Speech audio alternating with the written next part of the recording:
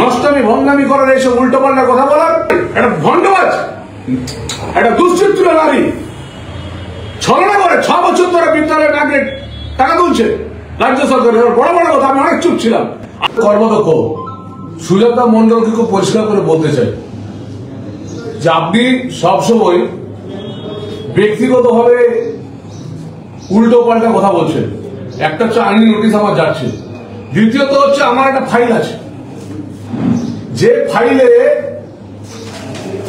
আজকে 6 বছর ধরে উনি শ্যামবাজার এবি স্কুলে টিচার, শ্যামবাজার এবি স্কুলের টিচার, একদিনের জন্য শ্যামবাজার এবি স্কুলে উনি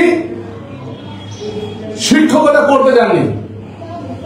6 বছর ধরে আমার পশ্চিমবঙ্গ রাজ্য সরকারের কাছে আমি বার্তা বলতে চাই, এবং না হলে আমি লিখিতভাবে হাইকোর্টে কেস করব। 6 বছর ধরে উনি শ্যামবাজার এবি স্কুলে একদিনের জন্য উনি প্রেজেন্ট করেননি। উনি কলকাতা যে ডিআই স্কুল আছে কার্তিক মান্নানের সঙ্গে সম্পর্ক রেখে ওখানে না গিয়ে সেখানে তিনি প্রতি মাসে বেতন তুলছেন 6 বছর ধরে। 6 বছর ধরে উনি প্রতি মাসে বেতন পাচ্ছেন, এবং সবচেয়ে লজ্জার বিষয়, যেদিন নমিনেশন করেছেন সেদিনের বেতনও পর্যন্ত ব্যাংকে গিয়েছে। আমার সমস্ত ফাইল আছে। এবং উনি যে নির্বাচনে প্রচার করেছেন স্কুল না গিয়েও সেই বেতন উনি তুলেছেন, এবং তিনি এখানে জেলা পরিষদের সই করে ভাতা নিচ্ছেন, আবার ওখানেও ভাতা নিচ্ছেন। এটা জন্য আমি কন্ডেম করছি। আমি শিক্ষা সচিবকে বলবো, দুর্নীতি তো গোটাটাই করছেন, কিন্তু একজন শিক্ষক 6 বছর বিদ্যালয়ে না গিয়ে কি করে শুধুমাত্র এখানে প্রচার করছে, তারপরে সে ওখানে বেতন কি করে পায়? এটা আমাকে পরিষ্কার করে শিক্ষা সচিবকে বলতে হবে, শিক্ষামন্ত্রীকে বলতে হবে। দুর্নীতিগ্রস্ত শিক্ষামন্ত্রী এবং দুর্নীতিগ্রস্ত শিক্ষা দপ্তর এবং সুজাতা মন্ডল চাকরিতে জয়েন না করে, চাকরিতে না করেও কি করে বেতন পায়? তৃতীয়ত কথা, সুজাতা মন্ডল অনেক বড় বড় কথা বলছেন। জেলা পরিষদ থেকে আমার কাছে, আমি প্রমাণ ছাড়া কথা বলি না, 70% কাটমানি নিচ্ছেন। মৎস্য দপ্তরের জেলা পরিষদের 70% কাটমানি নিচ্ছেন।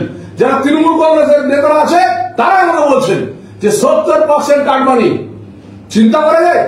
জেলা পরিষদ থেকে ওর পিএস হয়ে ফোন যাচ্ছে, 70% কাটমানি দিতে হবে, তাহলে মাছ ছাড়া হবে না। আজকে দেখা বাঁকুড়া জেলায় কতগুলো পুকুরে মাছ ছাড়া হয়েছে, মাছ কোথায় বড় হয়েছে, 70% কাটমানি নিচ্ছে।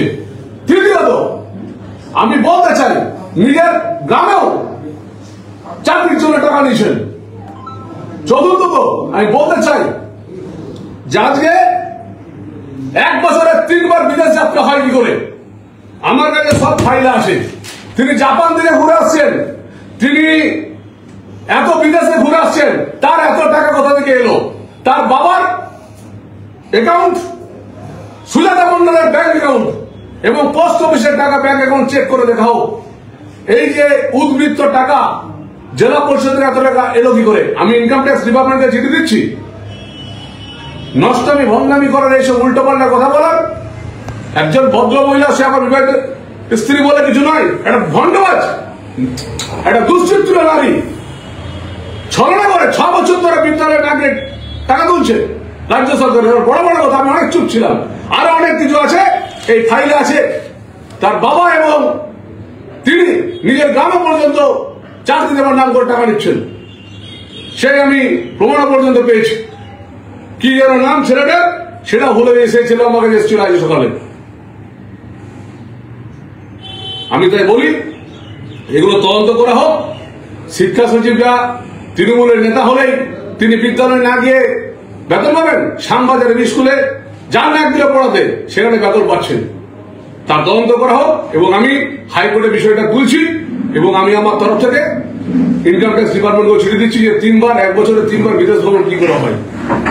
জাপানে গেলে অনেক টাকা লাগে। আমরা তো এমপি, আমরা তো অনেক স্যালারি পাই, আমাদের তো নিজস্ব বিজনেস আছে, কিন্তু তার কোথাও কি আছে সেটা পরিষ্কার ভাবে দেখা যাবে।